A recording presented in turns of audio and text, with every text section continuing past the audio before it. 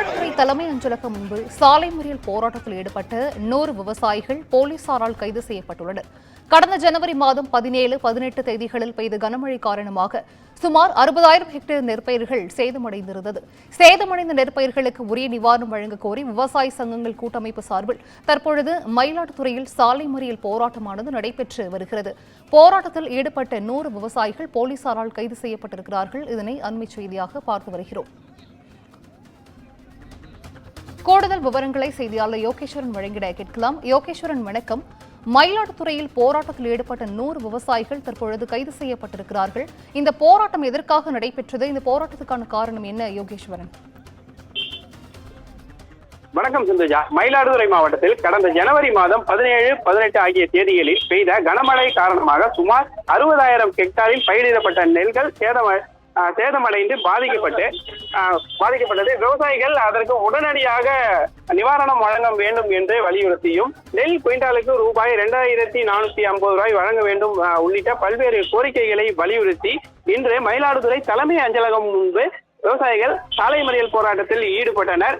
தமிழ்நாடு விவசாயிகள் சங்க மாவட்ட செயலாளர் துரைராஜ் தலைமையில் 100க்கும் மேற்பட்ட விவசாயிகள் மயிலாடுதுறையில் இருந்து கும்பகோணம் செல்லக்கூடிய பிரதான சாலையில் அமர்ந்து சாலை மறியலில் ஈடுபட்டனர். சாலை மறியலில் ஈடுபட்டோர் அரசுக்கு எதிரான முழக்கங்களை எழுப்பியவாறே சாலை மறியல் போராட்டத்தில் ஈடுபட்டனர். அப்பொழுது அங்கு இருந்த போலீசார் விவசாயிகளிடம் பேச்சுவார்த்தை நடத்தி சாலை மறியலை கைவிட சொல்லி கூறினர். அப்பொழுது விவசாயிகள் யாரும் கைவிடாததால் அப்பொழுது மயிலாடுதுறை டிஎஸ்பி பாலாஜி அங்கு வந்து விவசாயிகளிடம் பேச்சுவார்த்தை நடத்தினார். அதிகாரிகளை வர சொல்வதாக கூறினார். விவசாயிகள் யாரும் சாலை மறியலை கைவிடாத பட்சத்தில் உடனடியாக அவர்களை குண்டுகட்டாக தூக்கி கைது செய்யும் நடவடிக்கையில் போலீசார் ஈடுபட்டனர். அங்கிருந்த காவல்துறையினர் 100க்கும் மேற்பட்ட விவசாயிகளை கைது செய்து வேனில் ஏற்றினர். குண்டுகட்டாக தூக்கி சென்று வேனில் ஏற்றினர்.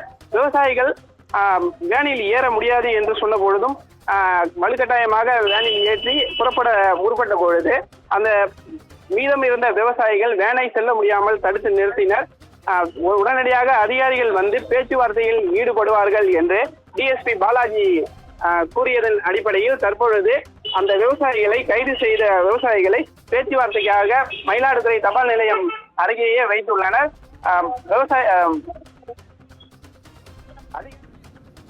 நடத்திய பிறகு தற்பொழுது நிலவரமானது விவசாயிகளுக்கு எப்பொழுது நிவாரணமானது கிடைக்கக்கூடும் என்று தெரியக்கூடும். விவரங்களை வழங்கியமைக்கு நன்றி யோகேஸ்வரன்.